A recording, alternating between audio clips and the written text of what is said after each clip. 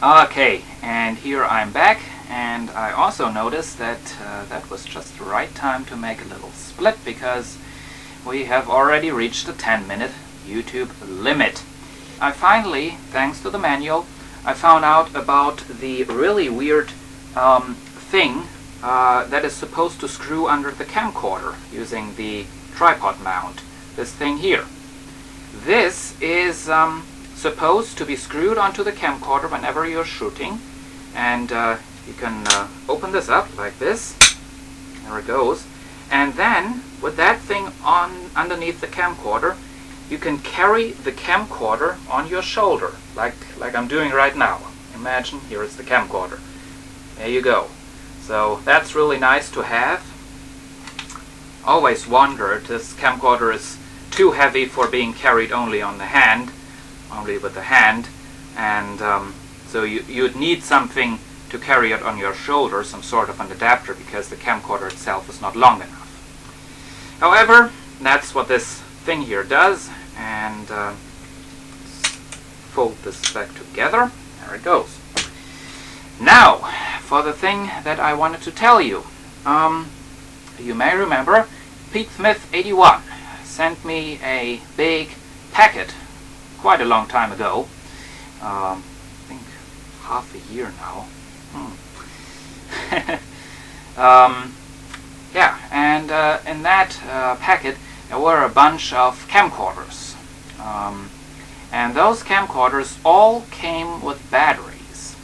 And these batteries all fit this camcorder. So now I don't only have the where is it? There it is. The Vivanco replacement battery I once found at a flea market in the original package that I used for recording the first videos using this camcorder. Oh, I not only have that one here. Now I also have this giant thing here. This, in fact, is I think a battery that was available probably 1 or 2 years after this camcorder was released. This battery pack here has a 1,800 milliampere hours. It's a huge thing, and even though it's really, really old, it still works, which is great.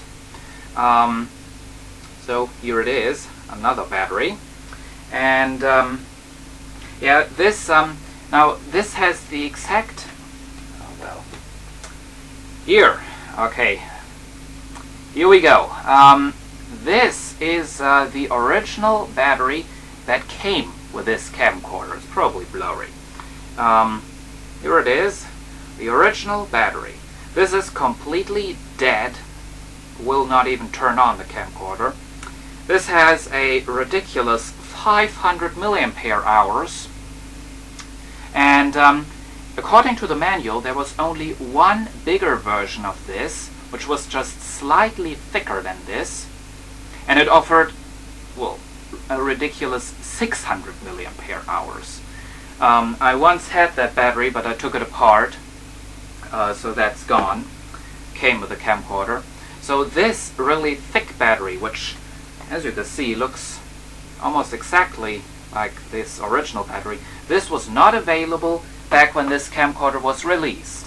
So, yeah, it was impossible to get this along with the camcorder. Pete Smith 81's package contained not only that battery, it also contained these two batteries. Here they are. And I tested those batteries, and this one here gives me 10 minutes of recording time. Kind of useless. I mean, it's not even enough for a YouTube video. And this one is even worse. It gives 8 minutes of recording time. But, well, these two together give you 18 minutes of recording time, and, well, that's better than no recording time at all. Also included in the packet were, of course, the chargers for those camcorders, and guess what? Those chargers contain a power supply for the camcorder. So right now I'm not using a battery, I'm using an, let me see if I can get it onto the camera. Here it is, the probably really blurry Nordmandy model NL2201 power supply slash charger, a little bit mixed up right now, for Nordmandy camcorder, which does not work.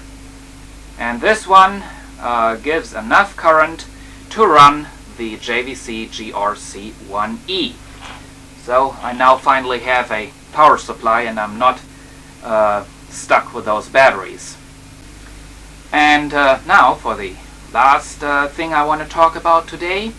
Now, as it seems, all the vhs-c based camcorders of the mid to late 80s were called video movie. And this camcorder is probably the very first camcorder out of the video movie series. And that video movie series is not only for all the JVC camcorders, but for at least all the camcorders of the Matsushita brands, so Panasonic, National, and whatnot. And these camcorders all had one thing in common. They all used the so-called video movie jack. And here is a video movie plug. This is the original cable that came with the JVC GR-C1E camcorder. This was used to hook this up to a VCR. Now this cable comes with two completely useless, because completely outdated, plugs on its end. We have a DIN jack for the audio and a BNC jack for the video. And I always had to use tons of adapters to hook this up to a VCR or to the computer. Now, included in Pete Smith 81's packet was also a cable with a video movie plug and some RCA plugs on its end. So I'm going to use that cable to play this video into the computer. Oh, by the way, I just, as I think about it, that video movie plug was still used in the mid-90s, actually, because my grandmother's Panasonic camcorder is using that plug for getting hooked up to a VCR. Okay, so we finally have done that cable thing. It's probably the fourth take of doing this. However, that's it about the updates to this great camcorder. It's really an awesome piece of equipment, and it's amazing that it still works after all those years. And yeah, so that's it. I hope you enjoyed this video, and I will probably put some links into the video description that brings you to some websites I found about this camcorder. And yeah, so hope you enjoyed this video, and see you again soon.